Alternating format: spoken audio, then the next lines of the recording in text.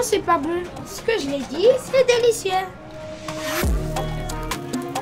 Les enfants sont contents, les mamans, tout le monde. Ça distrait. Quand tu es précaire, tu n'es pas seulement quelqu'un qui n'a pas d'argent, tu es quelqu'un pour qui rien ne va. Et nous, on essaie de faire en sorte qu'à cet instant et à cet endroit, il se passe quelque chose où tout va bien.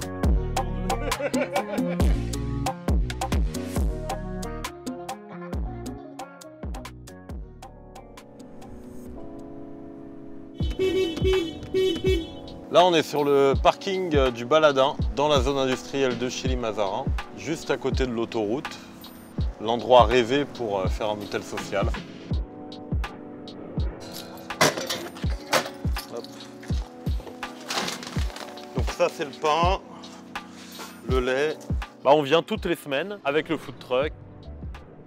On arrive un peu tôt, donc on commence toujours la cuisine un peu tout seul et puis petit à petit, les gens viennent mettre la main à la pâte. Au menu, on fait du pain perdu, c'est un peu spécial. En général, on fait des plats un peu plus consistants.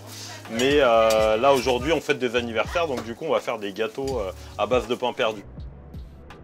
Tous les jeudis, on est là, avec l'association, avec les enfants. Ça dégage beaucoup de trucs dans notre tête, comme on vit dans l'hôtel ici, là. Un hôtel social, c'est un lieu qui est mis en place pour mettre les gens à l'abri quand ils vivent à la rue, principalement les familles. C'est un hébergement d'urgence, mais qui, à cause de la crise du logement, devient périn en fait. Parfois, elle reste pendant plusieurs années dans les hôtels sociaux. Moi, j'habite ici, tu vois. Cette partie-là, on est 4. On est 2 mamans, 2 enfants. C'est pour ça que je passe la plupart de ma vie à l'extérieur, parce qu'en fait, de rester ici, dans la condition, la situation comme ça, je préfère rester ailleurs. Des fois, je reste jusqu'à 22h, 23h et je reviens et je vais directement au lit. Je vis ici depuis près de 2 ans. Je suis restauratrice, j'avais un restaurant et j'avais un chez moi. Du jour au lendemain, je me suis retrouvée ici aussi. J'ai traversé beaucoup de difficultés, de problèmes. Je me suis dit, jour après jour, je n'ai pas d'autre solution. Donc, c'était ça ou l'art. La cuisine, quelque part, c'est ma passion, c'est ma vie. J'oublie tout quand je suis dans une cuisine, même si je ne cuisine pas.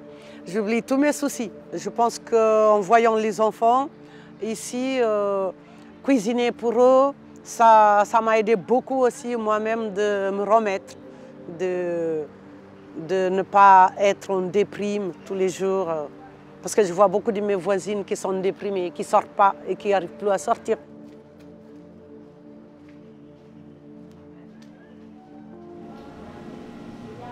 Là, c'est la cuisine, c'est notre cuisine partagée. Tout le monde fait la cuisine ici parce que, comme tu vois, dans la chambre, on n'a pas le droit de faire la cuisine. Il y a du monde, surtout le soir, on se retrouve beaucoup en même temps. Et souvent, il y en a qui ne font pas la cuisine parce qu'en fait, il n'y a pas de place. Même le frigo aussi, ça ne marche pas. Quand tu mets la viande, le lendemain, tu viens trouver que tout s'est gâté. Nous, on n'a pas de papier, on se débrouille. Les nourritures qu'on achète pour mettre le frigo, ça ne marche pas. Et la nourriture africaine coûte tellement cher.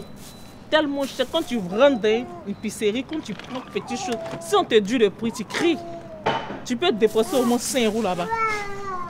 Tu vois rien ce que tu as payé, mais tu peux dépenser 5 €. Donc imagine que tu allais faire des couches chaque 3 jours, 4 jours. Le mois, calcule le mois, ça fait combien? Tout a augmenté, tout. Tu ne peux même pas manger, en fait. Tu peux pas, si tu ne travailles pas, tu te débrouilles un peu, c'est pire. Hein? C'est pire, tu vas rester dans la faim avec les enfants. Hein? Tu vas rester dans la faim avec les enfants.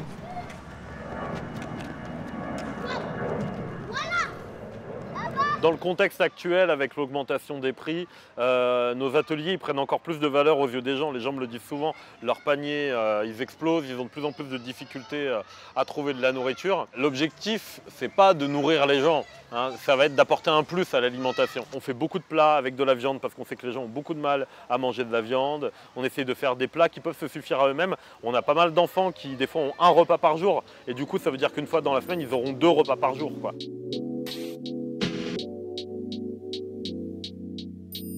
Sur le food truck, on a un logo qui rappelle beaucoup le logo des Black Panthers. Quand on voit les Black Panthers, on imagine les rangées de bérets alignés avec des armes à feu. Mais ce qu'on oublie, c'est que c'était d'abord et avant tout un projet social. été des rendez-vous d'aide aux devoirs, de soutien aux familles, dans lesquels on servait des petits déjeuners gratuits, on allait récupérer de la nourriture et il y avait tout un réseau qui se mettait en œuvre pour redistribuer cette nourriture. Et chez nous, c'est vraiment une inspiration.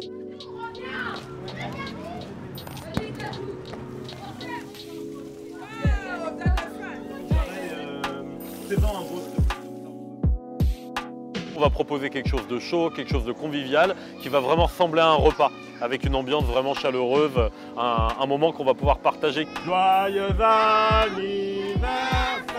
Hop là, c'est bon!